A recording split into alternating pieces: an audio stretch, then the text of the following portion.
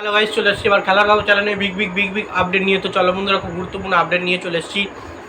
ফুল ভিডিওটা দেখতে থাকো, স্কিপ করবে না। স্কিপ করলে কিন্তু ভিডিওর মধ্যে অনেক কিছু মিস করবে। এবং এই খেলার খবর চ্যানেলে যারা নতুন আছে অবশ্যই খেলার খবর চ্যানেলটা সাবস্ক্রাইব করে পাশে থাকো। পাশে থাকা ব্ল্যাক অ্যান্ড ঘন্টাটাকে রং করে বাজিয়ে দাও, বেশি বেশি লাইক এবং কমেন্ট করে দাও, যাতে মোটিভেট হয়ে তোমাদের এই খেলার খবর চ্যানেলে আমি ফার্স্ট আপডেট দিতে পারি। তো চলো বন্ধুরা, ফার্স্ট যে আপডেটটা নিয়ে কথা বলবো, খুব গুরুত্বপূর্ণ আপডেট তোমাদের শেয়ার করতে চলেছি ভিডিওর মধ্যে। ফার্স্ট আপডেটটাই হচ্ছে এমবিএসজি শিবিরের প্লেয়ার, বিদেশি প্লেয়ার রবসন রবিনোকে নিয়ে। তো রবসন রবিনোর পারফরমেন্স কিন্তু ডাউন, এমনটাই কিন্তু আমি লিখেছি। তো আমরা বরাবর তার কাছে যে পারফরমেন্সটা আমরা আশা করে এসেছি as a Brazilian player, Bashundhara কিংসের হয়ে যে পারফরমেন্সটা করেছিল রবসন রবিনো, সেই পারফরমেন্স কিন্তু মোহনবাগানের হয়ে একমাত্র একটি ম্যাচ ছাড়া সেরকম কোনো ম্যাচই আমরা দেখতে পাইনি।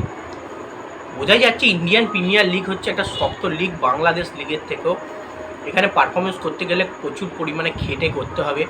আমরা দিমিত্রিকে দেখেছি প্রচুর পরিমাণে খেটে পারফরমেন্স দিয়েছিল মোহনবাগানের হয়ে একটা মরশুমে। সেই পারফরমেন্স কিন্তু আমরা রবসন রবিনো থেকে এখনও পর্যন্ত পাইনি। তো সেক্ষেত্রে রবসন রবিনোকে সেই কারণেই আমি বলছি তার পারফরমেন্স ডাউন। তার যে আসল পারফরমেন্স, তার যে ফর্ম, সেটা কিন্তু সে এখনও দেখাতে পারছে না। যদি সত্যিই সে এই পারফরমেন্স দেখাতে পারতো, তাহলে কিন্তু অবশ্যই মোহনবাগান একটা ভালো জায়গায় থাকতো, মানে এক নম্বরটাই কনফার্ম থাকতো। যে ম্যাচগুলো ড্র হয়েছে সেই ম্যাচগুলো জিততো।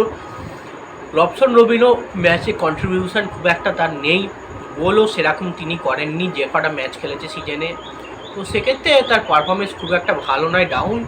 এই সিজনের শেষে রবসন রবিনোকে দলে রাখতেও পারে, নাও পারে মোহনবাগান ম্যানেজমেন্ট, দেখা যাক কী হয়। তবে নেক্সট যে আপডেটটা নিয়ে কথা বলবো, খুব গুরুত্বপূর্ণ আপডেট, সেটা হচ্ছে এমবিএসজি শিবিরের প্লেয়ার সুয়েল ভাট, মানে সুয়েল আহমেদ ভাটকে নিয়ে। সুয়েল আহমেদ ভাটকে কিন্তু সুযোগ দিচ্ছে না, বা তিনি সুযোগ পাচ্ছে না, এমনটাই কিন্তু লিখেছি। তো বেসিক্যালি হয়তো তাকে সুযোগ দেওয়া হচ্ছে, মানে এমন টাইমে তাকে মাঝে সাঝে নামানো হচ্ছে, 75 মিনিট 80 মিনিটের মাথায় এক্সট্রা টাইম কাছাকাছি গিয়ে সেই নামানো হচ্ছে ম্যাচের শেষের দিকে। এবং কোনো কোনো ম্যাচে কিন্তু তাকে একদমও নামানোও হচ্ছে না। এবং আমি চাই সুয়েল ভাটকে প্রথম ফার্স্ট 11-এ চান্স দিক, একটা ম্যাচ চান্স দিক, সে খেলা তার দেখাবে, ভালো পারফরমেন্স করবে। তার পারফরমেন্স কিন্তু ভারতীয় দলের হয়ে স্ট্রাইকিং লাইনে আমরা দেখতে পাচ্ছি। তাকে চান্স দিলে সে কী করতে পারে। ভারতীয় জার্সিকা কিন্তু সে ভালো পারফরমেন্স করেছে, আন্ডার 23 দলের হয়ে গোল করেছে, রোনাল্ডোর মতো স্পিডে দৌড়েছে, গোল করেছে, সেলিব্রেশন করেছে। তাও কোচ সার্জিও লোবেরা সুয়েল আহমেদ ভাটকে কিন্তু এখনও পর্যন্ত প্রথম একাদশে চান্স দিচ্ছে না। আমি চাই ডার্বি ম্যাচে কিন্তু সুয়েল আহমেদ ভাটকে আপাতত প্রথম একাদশে চান্স দিক। যদি না দেয়, নেক্সট টাইমে কিন্তু প্রায় 50-60 মিনিটের মাথায় তাকে নিয়ে আসুক, সে একটা লং টাইম পাক ম্যাচ খেলার জন্য, এটাই আশা। দেখা যাক সুয়েল আহমেদ ভাটকে চান্স দেয় কিনা। তো এবার নেক্সট আপডেটটা নিয়ে কথা বলবো, সেটা হচ্ছে খুব গুরুত্বপূর্ণ আপডেট, সেটা হচ্ছে ডার্বি নিয়ে। গতকাল তোমরা নিশ্চয়ই জানো ডার্বি আছে, আগামীকাল ডার্বি আছে। তো বেসিক্যালি ডার্বিতে কে এগিয়ে, এমনটাই কিন্তু আমি থাম্বনেলে লিখেছি, কে এগিয়ে কে পিছিয়ে। তো বেসিক্যালি ডার্বি এমনই একটা জিনিস, মোহনবাগান ইস্ট বেঙ্গলের মধ্যে হয় কলকাতা ডার্বি, কাউকে এগিয়ে কাউকে পিছিয়ে রাখা যাবে না। কারণ মোহনবাগান যতই 2 নম্বরে থাকুক, তাদের দল স্ট্রং দল, ইস্ট বেঙ্গলের দল স্ট্রং দল বলে তারা 1 নম্বরে রয়েছে।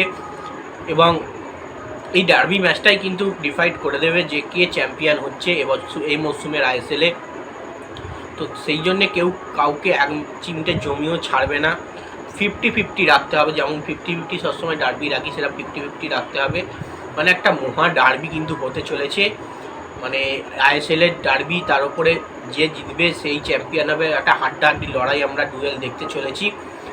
তো দেখা যাক, একটা আত্মবিশ্বাস প্রতিটা প্লেয়ার থেকে শুরু করে প্রতিটা কোচের একটা আত্মবিশ্বাস উঠছে, এবং সমর্থকরা একটা আলাদাই এক্সপিরিয়েন্সে রয়েছে। দেখা যাক কী হয়।